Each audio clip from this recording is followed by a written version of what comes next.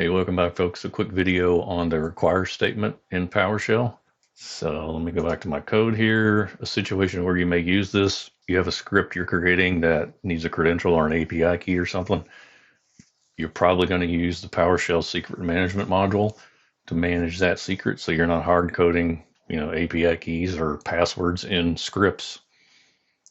Now you want to take that script and hand it off to, one of your colleagues to use.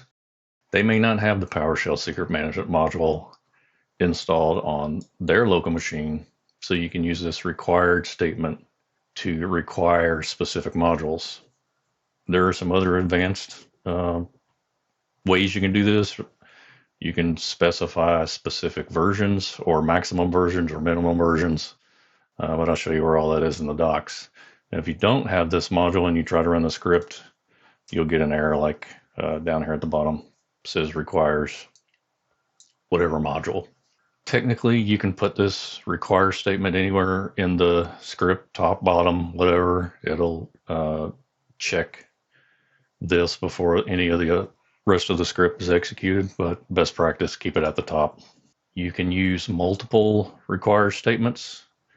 So if you want to break these out into two different require statements, you can do that. You can get more information on the require statement in PowerShell on the about files, about help files. Get-Help about underscore requires. That'll give you all the built-in help.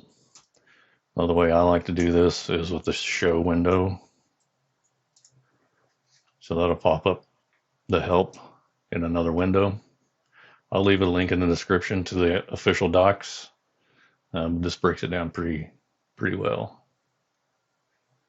Incidentally, there are all kinds of other about help files in PowerShell, and you can access those with Get Help About Star.